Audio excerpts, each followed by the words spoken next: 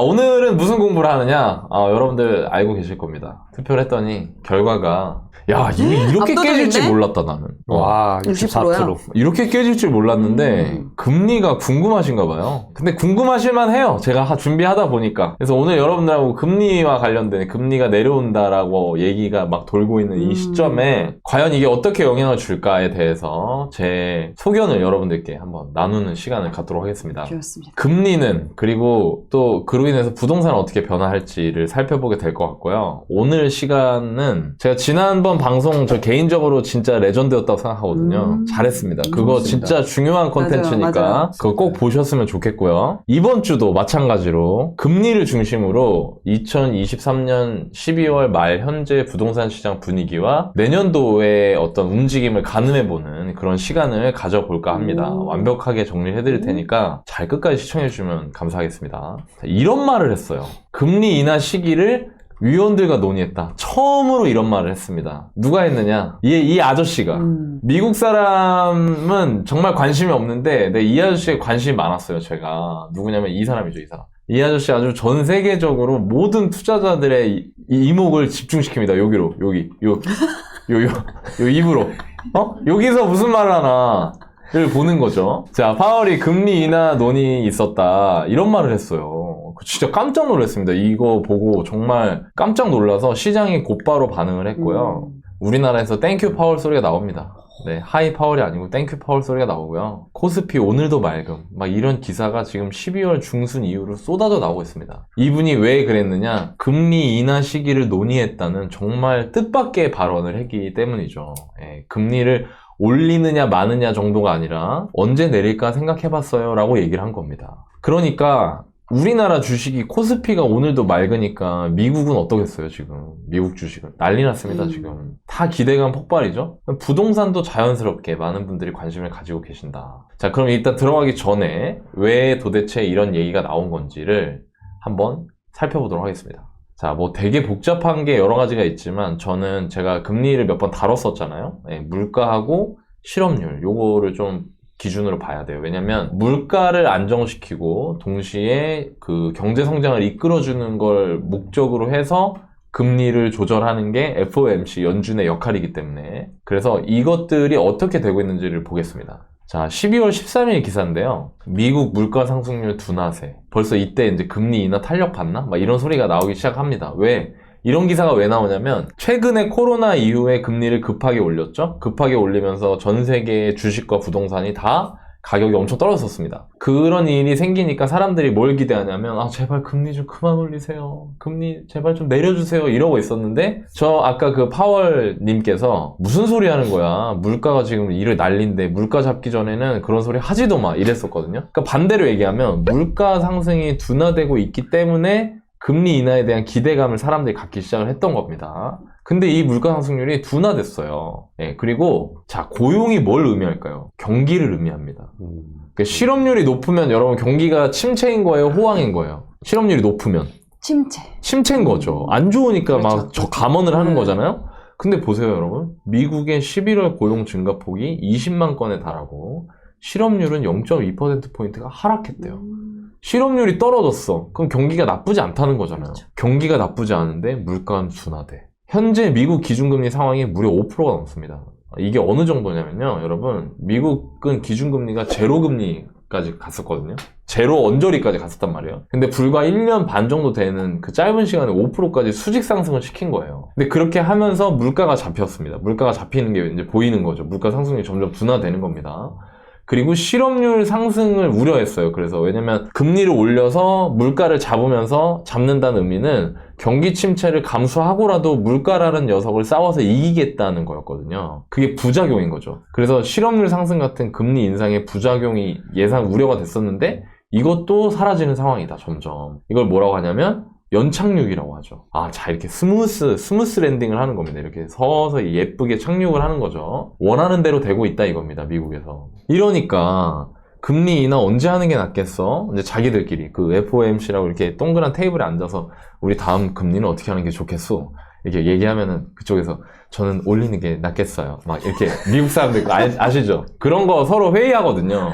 거기서 처음으로 금리 인하 언제 하는 게 낫겠습니까? 이렇게 얘기가 나온 겁니다. 이 상황이 그럴만한 거죠. 자, 이건 간단한 배경이었고요. 자, 이제 부동산 얘기를 한번 해볼게요. 자, 여러분들이 제가 오늘 여러분들한테 어떤 콘텐츠를 해볼까 하다가 금리 변화가 부동산에 영향을 주는 과정을 좀 자세하게 말씀을 드려봐야겠다는 생각을 했습니다. 왜냐면 사람들이 되게 이렇게 알거든요. 금리 올려 집값 빠져.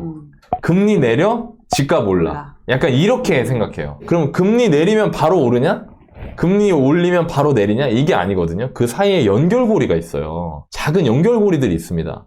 그거를 오늘 같이 공부를 해볼 겁니다. 그리고 그 연결고리에 변화가 있을 예정입니다. 살짝 변화가 있을 예정이거든요. 내년부터. 그거를 제가 뒤에서 말씀을 드릴게요. 자, 따라와 보십시오. 일단 금리 변화가 부동산에 영향을 주는 과정. 이건 뭐냐? 자, 금리가 변화하잖아요? 그럼 바로 집값으로 막 하는 게 아니고요. 대출 환경에 변화가 생깁니다. 당연하겠죠? 그렇죠. 금리가 내려가거나 올라가면 대출 받는 상황이 바뀌는 거잖아요. 그러니까 영향을 주는 거죠. 그리고 이게 주택 시장에 변화를 주는 거죠. 그쵸? 자, 그럼 이게 제가 뜯어볼게요. 금리의 변화는 어디서 오느냐, 그러면 처음에. 지금까지 우리가 누구 입을 봤어요? 어떤 사람의 입을 봤습니까?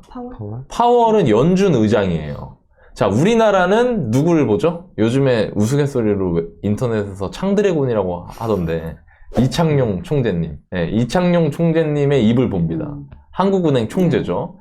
즉 국가의 중앙은행의 수장들이 기준금리의 방향을 결정합니다. 거기서부터 출발인 거예요. 금리의 변화는 기준금리죠. 그리고 이 기준금리가 원래는 이 기준금리가 본격적으로 변해야 시장의 금리에 영향을 줬는데 요즘에는 조금 달라졌어요. 무슨 얘기냐면 보십시오. 여기 제가 여기 써놨는데 기준금리에서 화살표 시장금리라고 해놨죠. 이 시장금리라는 게 있습니다.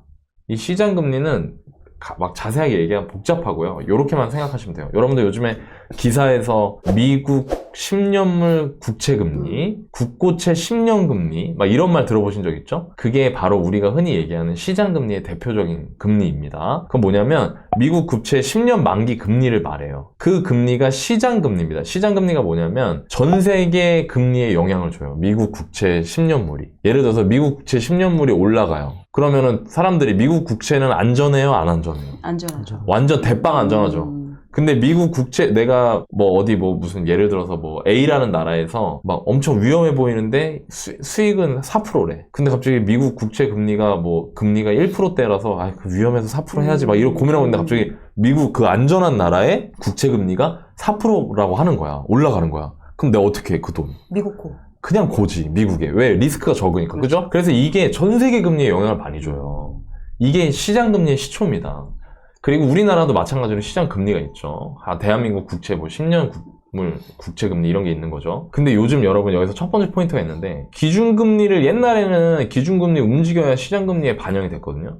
근데 요즘에는 기준금리 한번 내려볼까 하면은 바로 반영이 돼요. 요즘 막 사람들 마음이 급해. 그러니까 막 이 기대감으로도 움직이고 있다는 거죠. 선반영되네요. 선반영되는 거죠. 자, 여기까지 알아두신 상태에서 그 다음에 실제로 이 기준금리의 변화가 어디에 영향을 주느냐? 당연히 지금 우리 뭐 얘기하고 있어요? 주택 얘기하고 있죠? 주담대에 영향을 주죠. 그러니까 우리가 이 금리 얘기를 그렇게 집중을 하는 거 아니겠습니까? 주담대에 금리에 영향을 주는데 주담대는 이렇게 구성이 돼 있어요. 은행에서 판매하는 금융상품, 대출의 금리죠. 금리는 대출의 가격이에요. 그 은행도 먹고 살아야 돼요? 뭐 그냥 안 먹고 안 살아도 돼요. 이윤을 먹고 살아야죠. 이윤 내야 돼요. 그러니까 얘들이 어떻게 하냐면 이 대출이라는 거 이런 겁니다. 돈을 제가 코크님한테 떼다가 보기님한테 빌려주는 거예요. 돈을 떼다가 빌려주는 거야. 이 유통업이거든요. 은행의 본질은 돈의 유통업이에요. 떼는데 드는 돈이 뭡니까? 원가죠, 원가. 그 다음에 거기에 자기들 이윤을 붙여요. 그리고 보기님처럼 이렇게 선량한 시민들한테 이제 우대금리를 해주는 거죠. 예, 이렇게 저희한테 급여 해주시면은 0.1% 저희가 우대금리 해드리겠습니다. 이런 식으로. 그래서 이것들이 합쳐져서 주담대 금리가 결정이 된다. 그 원가는 아까 제가 얘기했듯이 시장금리에서 영향을 받는단 말이에요. 시장금리가 내려가면 이 원가 조달하는 데 드는 비용이 어떻게 되는 거죠? 줄어드는 거죠. 그럼 그 상태에서 만약에 가상금리하고 우대금리를 그냥 유지를 한다. 그럼 이 전체 주담대 금리가 어떻게 될까요?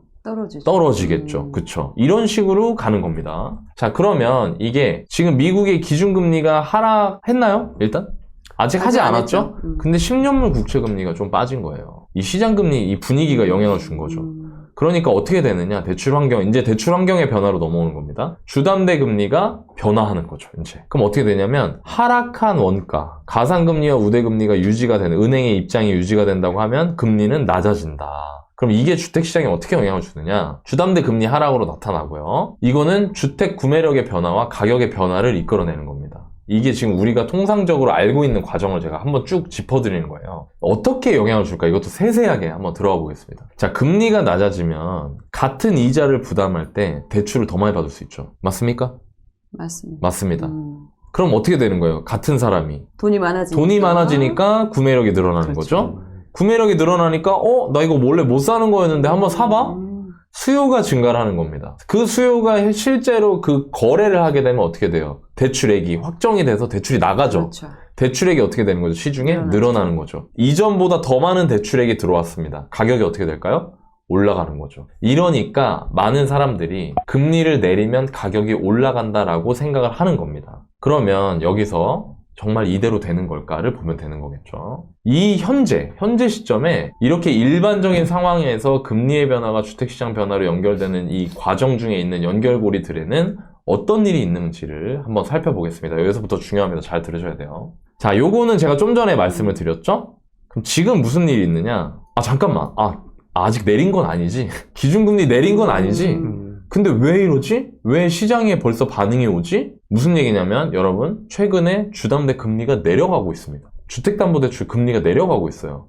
왜 그런지 이제 이해가 되실 거예요. 왜? 시장금리가 이 기준금리 인하에 대한 기대감을 선반영했기 때문입니다. 선반영하니까 어떻게 됐냐면 실제로요, 미국의 10년 국채금리가 10월 달에 4.6%였는데 지금 2달 만에 1%가 내렸어요. 그러니까 미국의 국채금리가 이 원가가 1%가 떨어지니까 주담대가 어떻게 된 거예요? 떨어진 거죠. 그래서 우리나라에도 모 인터넷 은행에는 3%대 지금 주담대도 나오기 시작을 했습니다. 다시. 이렇게 지금 내려갔어요. 아까 말한 대로 하락한 원가가 되는 거죠. 거기에 가상금리, 우대금리 이렇게 그대로 적용이 돼요. 근데 제가 여기다 뭘 붙여놨습니다. 스트레스 금리라는 걸 적용을 합니다. 이걸 언제 하냐면 우리나라에 한정해서 하는 거고요. 우리나라의 금융위원회에서 내년 1월부터 이걸 시행하려고 준비를 하고 있습니다. 그리고 11월 달 보도자료에 보면 금융위원회에서 가계부채 대책과 관련해서 보도자료 낸 게 있거든요. 그걸 보면 12월까지 시중은행들과 협의하여 내년부터 적용되는 주담대 금리 계산에는 스트레스 금리를 적용하겠습니다 라고 했어요. 그러니까 이제 바뀐 거예요, 이 상황이. 여기서부터 중요한 거죠. 그러면 이 스트레스 금리가 뭔지를 일단 알아야 되잖아요. 그 뭐냐면 이겁니다. 이거는 주담대 금리를 높이는 게 아니고요. 이 플러스 스트레스 돼 있으니까 여기서 만약에 예를 들어서 원가가 지금 이 국채금리 1%가 빠졌잖아. 네. 그럼 여기서 이 주담대 금리가 1%가 빠져야 되잖아요. 그렇죠. 근데 이 스트레스에 예를 들어서 1%를 붙여. 그러면 금리가 어떻게 돼? 똑같죠. 똑같죠. 근데 이게 아니고요. 금리 인하는 맞아요. 적용받는 금리는 똑같아요. 근데 제가 여기 써놨습니다. DSR 계산용. 즉 한도를 이걸 가지고 계산을 따로 하겠다는 겁니다. 자, 무슨 말인지 알쏭달쏭 하실 텐데 제가 예를 들어볼게요. 연소득 3,600만 원의 사람이 있습니다. 금리가 이 사람이 은행에 갔더니 5%로 해주겠대요. 주담대를. 그리고 30년 원금 균등 상환으로 상환을 하겠다고 약속을 합니다. 그러면 기존에 우리나라에 DSR 규제가 있었잖아요. 40%까지. 이 사람은 DSR 규제 안에서 돈을 빌릴 수 있는 돈이 2억 5천이었거든요. 근데 여기에 스트레스 테스트를 하잖아요. 그러면 이 DSR 계산을 할 때 5%가 아니라 6%로 하겠다는 거예요. 이해되시나요? 네네네. 그러면 똑같이 DSR 40%라도 2억 5천이 아니고 2억 2천밖에 대출이 안 나와요. 그러면 노나이님 이거 나라가 이거 금융 소비자들한테 1% 더 내라고 강제하는 거 아닙니까? 아니에요. 이 2억 2천에 대출 받은 거에는 금리 5%가 적용이 됩니다. 즉 한도를 계산할 때만 1%를 더해서 계산하겠다는 거예요. Why? 왜? 자, 이번 최근 코로나 이후에 금리가 급격하게 인상되는 과정에서 대출을 무리해서 받으신 분들이 큰 고통을 겪었죠. 그리고 우리나라의 가계대출이 지금 연일 상황이 어떻습니까? 안 좋잖아요. 증가하고 있죠. 그러니까 금융위원회에서 이렇게 얘기를 하는 겁니다. 이거요. 금리가 이렇게 급격하게 변동하는 시기에 차주들이 너무나 큰 위험에 처합니다. 그래서 아예 최근 얼마 정도 일정 기간 동안 금리가 가장 높았을 때와 지금 현재의 그 주택담보대출의 금리 간 차이만큼을 반영해서 스트레스 DSR을 적용하겠습니다. 이렇게 한 거죠. 건전성을 높이겠다는 거예요. 사람들이 대출을 무리해서 많이 받지 못하게 만들겠다는 겁니다. 이해가 되시나요? 여기는 이런 거죠. 정부는. 설령 국제 금리 상황이 바뀌어서 원가가 하락하더라도, 원가가 낮아지더라도 스트레스 금리를 적용해서 대출 규모 자체를 조절할 거야. 우리 맘대로. 왜냐면 나는 주택담보대출 가계부채 진짜 싫어하거든? 이겁니다. 정부의 입장은. 자, 이게 바뀐 거예요. 이게 내년 1월부터 바뀌는 겁니다. 그럼 어떻게 되느냐? 아까 이 스트레스가 없었으면요, 같은 이자 더 많은 대출이었죠. 그렇죠. 그쵸? 근데 이 스트레스가 생기니까 어떻게 되는 거예요? 같은 이자, 같은 대출이 되는 겁니다. 금리가 내려가도 이걸로 커버를 치니까. 그러면 구매력이 어떻게 돼요? 그대로죠. 수요가 증가할 수 있나요? 불확실하죠. 그럼 대출액이 증가할 수 있나요? 불확실하죠. 가격 상승으로 바로 이어진다고 말할 수 있나요? 이것도 불확실하다는 겁니다. 이게 바뀌는 거예요. 내년 1월부터. 금리 인하도 중요한데요. 이 부분이 굉장히 중요합니다. 왜냐면 제가 이걸 보면서 굉장히 감탄을 했어요. 와, 정부 진짜 똑똑하다. 이게 뭘 의미하는 거냐면, 자, 정부 입장에서요. 여러분, 미국 기준금리가 변경되는 거를 우리나라 정부가 막 막을 수 있어요? 없죠. 못 막죠. 일단 우리나라는 이런 거예요. 가계부채가 심해. 가계부채가 심하니까 두려워. 금리가 내려가 사람들이 또 돈을 막 빌릴까봐 걱정이 돼. 근데 미국이 내린다고 하는 거야. 더 걱정되잖아요. 그렇죠. 그런데 금리 인하를 막을 수는 없어요. 그러면 이런 생각을 한 거죠. 이 연결고리 중에 금리의 인하, 우리가 어쩔 수 없는 금리 인하는 막지 못하더라도 인하된 금리로 인해서 더 많은 대출금이 주택시장으로 들어가는 건 우리가 쥐었다 폈다 할 거야. 라는 겁니다. 그게 이 스트레스 DSR이거든요. 저 이거 보면서 굉장히 디테일하다고 생각했습니다. 야, 우리나라 진짜 공무원분들 정말 똑똑하시다. 대단하시다. 이런 생각을 했던 것 같아요. 그러면 수요자들은 이런 겁니다. 금리가 낮아져서 좋기는 해. 왜냐면 누가 제일 좋냐면요. 이미 대출 받은 사람들이 좋죠. 그렇죠. 이미 변동금리 대출 받은 사람들은 한도는 이미 받았기 때문에 변화가 없는데 금리만 내려가니까 좋은 거예요. 근데 이번에 받으려고 하는 사람들은 대출 금액은 늘어나지 않죠. 근데 그 사람들도 나름 좋아요. 왜? 부담하는 금액은 줄잖아요. 금리가 내려가니까. 그러니까 누이 좋고 매부 좋고 막 이게 되는 겁니다, 지금. 금리 낮아져서 좋기는 한데 대출 받을 수 있는 금액은 차이가 없어. 이렇게 느끼겠죠, 수요자들은. 그리고 이 정도 대출로는 원하는 집을 살 수가 없어. 금리 내린다고 해갖고 대출 좀 더 많이 받아볼까 했는데 어렵겠는데? 그리고 지금이 원치 않은 집을 막 급하게 막 쫓겨서 사야 될 분위기는 아니잖아? 뭐 요런 느낌으로 지금 시장의 반응이 뜨뜻미지근한 겁니다. 매매 시장은 아직 기준금리 내리지 않았지만 시장금리가 반응을 했어요. 그래서 주담대의 원가금리에는 영향을 줬습니다. 제가 여기 추세 확신 금리라고 한 이유는 기준금리가 확실하게 아래로 내려가기 전에는 시장금리는 다른 분위기에 의해서 또다시 올라갈 수 있다. 주담대가 계속 내려갈 거라고 생각하는 거는 확신해서는 안 된다는 얘기예요. 그렇지만 분명한 건 내려왔어요. 최근 2달 동안 주담대 금리 내려왔습니다. 두 번째, 그러나 24년부터 스트레스 금리를 적용해서 금리를 내리더라도 유동성, 주택시장으로 빨려 들어가는 돈은 제한을 하겠다는 거죠. 그러니까 다른 모든 상황을 차치하고 뭐 수요와 공급, 매수자와 매도자의 심리 이런 거 다 빼고요. 금리만 놓고 봤을 때 금리를 내리더라도 금리 인하 자체로 인한 매매 시장의 영향은 제한적일 것이다. 저는 이렇게 보고 있어요. 자, 그럼 여기서 끝이냐?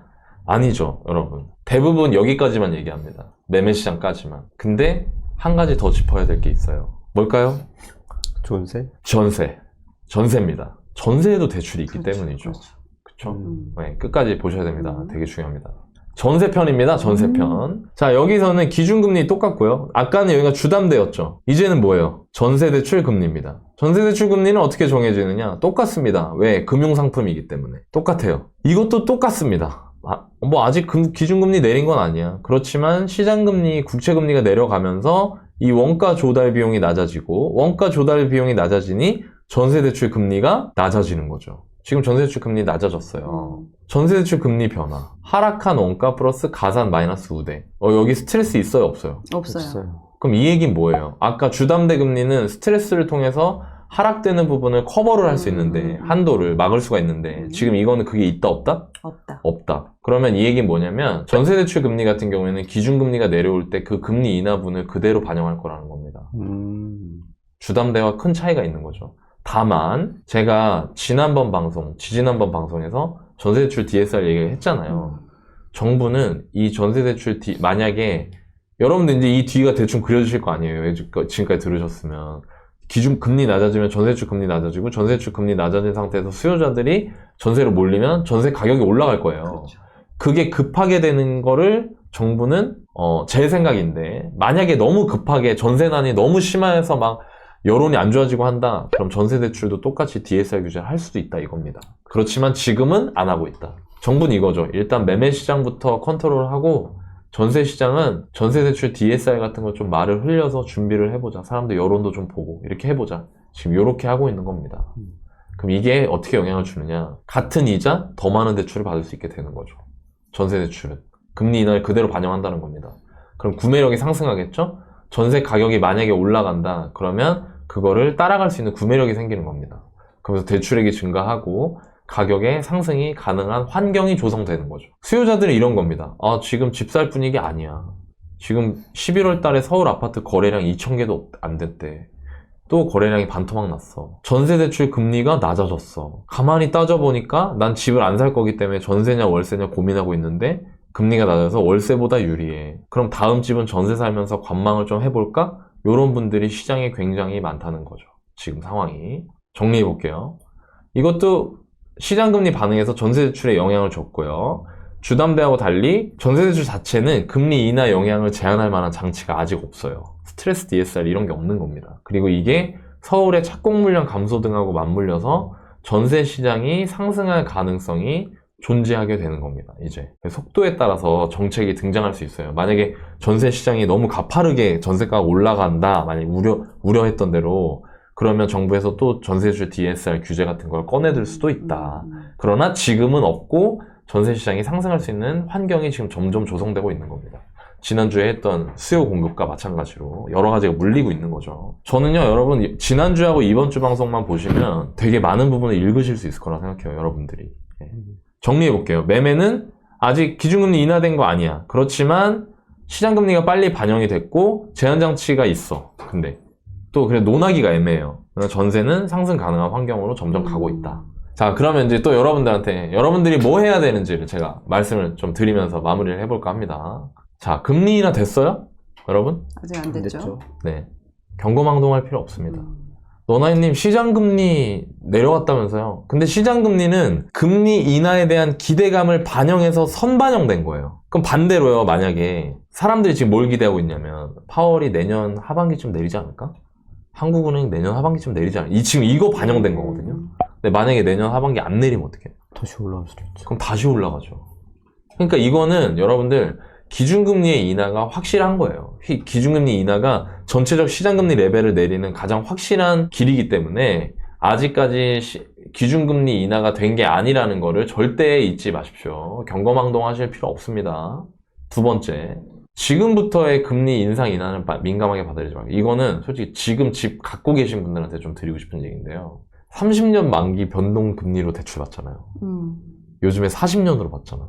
그러면 40년 동안 금리 인상 인하 몇 번 할까요? 많이. 수도 없이 하지 않겠습니까?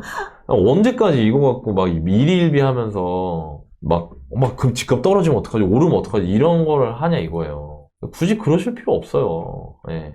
왜냐? 이건 변수니까요. 제가 지난번 방송에서 강조해서 얘기했던 거고, 정말 많은 분들이 이거에 대해서 공감해 주시고 댓글 많이 달아주셔서 전 진짜 힘이 많이 났는데, 그건 경험이 있으신 분들이겠죠, 아마. 변수가 아닌 가격에 집중해야 돼요. 왜? 여러분들은 집을 주식처럼 오늘 샀다 내일 팔거나 할 수 없고요. 그 집을 또 실거주로 활용해야 되는 부분이 있기 때문에 이런 거 하나하나 일희일비 하면서 절대 살 수가 없습니다. 그럼 이런 거죠, 관점이. 자, 금리 내려가니까 집값 오르겠지? 이게 아니고요. 이게 아니라 서울 아파트가 이 정도 가격이면? 근데 마침 내가 집을 떨어져서 괜찮다고 생각해서 샀는데 금리 떨어져. 그럼 뭐예요? 땡큐인 거죠. 땡큐 파월인 거죠. 그럴 때가. 근데 그걸 가지고, 그러니까 꼬리를 보고 몸통을 보면 안 된다는 거예요. 몸통을 보고 꼬리를 봐야지. 예, 금리 내려가니까 집값 오르겠지? 그건 몰라요. 아까 제가 보여드렸잖아요. 스트레스 저게 구매력 약화에 얼마만큼 작용할지는 아직 모릅니다. 그렇기 때문에 여러분들이 변수가 아닌 가격에 집중하면서 서울 아파트가 이 정도 가격이라면 과연 괜찮은 걸까를 보시면 좋을 것 같고요. 제가 다시 한번 강조하는데, 이거를 제일 어려워하시는 분들이 이런 분들이에요. 그 뉴스 댓글에 제일 많이 달리는 건데, 경기도 어떤 동네 기사가 나오면 이 동네 집값은 딱 2억 5천이 적당하다. 막 이런 거. 근데 그거는 이게 뭐가 있냐면요. 제가 지난주 방송에서 얘기했는데 공덕 삼성 아파트 얘기했거든요. 공덕 삼성 아파트가 구축 아파트예요. 90년대 말인가 2000년 초반에 지어진. 그러니까 지은 지 20년이 넘었어요. 근데 그 아파트가 10년 전에 20평대가 방 3개짜리 20평대 아파트가 4억이었어요. 그게 바닥이었어요. 그 아파트는 4억이 제일 싼 가격이었어요. 10년 전에. 그게 무슨 얘기냐면 4억이라는 돈으로도 사람들이 좋아하는 서울의 공덕역 마포의 역세권에 있는 20평대 아파트는 10년 전에도 4억이었다는 거. 그렇죠. 이걸 인지하고 받아들인 상태에서 현재 서울 아파트 가격을 보시고 서울 아파트 가격이 이 정도라면 나쁜 가격일까? 비싼 가격일까? 아니면 싼 가격일까? 이런 것들에 집중해서 여러분들이 의사결정을 하려고 노력하셨으면 좋겠다. 마지막으로 이게 어찌 보면 진짜 중요할 수 있는데 금리 인하가 제가 보기에는요. 대출이 전세시장으로 유입되는 거에 대한 별다른 규제가 없다라고 한다면 금리 인하는 매매시장보다 저는 전세시장에 영향을 더 빨리 줄 거라고 생각하고 있어요. 아까 말씀드린 것처럼. 그렇기 때문에 만약에 내가 관망을 하려고 전세를 살고 있는데 전세가 막 올라. 그러면 사람들은 어떻게 하냐면 오르는 전세가만 걱정을 해요. 전세가 어떻게 올려줄까? 어떻게 올려줄까? 집주인이 1억 올려달래 어떡하지? 집주인이 5천 올려달래 어떡하지? 이러거든요. 근데 그럴 때가 되면 반드시 매매가도 같이 확인을 하셔라. 그래서 매매가와 비교해 보시고 뭐가 더 유리한지 따져서 꼭 의사결정을 하셨으면 좋겠다. 모두가 전세를 찾을 때 나는 매매도 확인하겠어 라는 마음을 가지시면 좋을 것 같습니다. 네. 오늘 준비된 콘텐츠는 여기서 끝이고요. 네. 지난주 방송 많이 봐주시고 응원해 주셔서 감사합니다. 끝. 이건 제 10년 전 이야기입니다. 출퇴근길 하루하루 열심히 살아가고 있지만 쉽게 바뀌지 않는 현실에 우리는 답답해하고 가슴 아파합니다. 10년을 일해도 내 집 마련 왜 이렇게 힘들까요? 20년 직장 생활을 해도 우리는 왜 노후 준비를 하기가 이렇게 버거운 걸까요? 대한민국 직장인들의 내 집 마련과 행복한 노후 준비를 진심을 다해서 돕는 것이 저희 월급쟁이 부자들이 존재하는 이유입니다. 내 집 마련과 재테크 고민까지 자연스럽게 사라지게 되는 곳. 월급쟁이 부자들에서 여러분들을 기다리고 있습니다.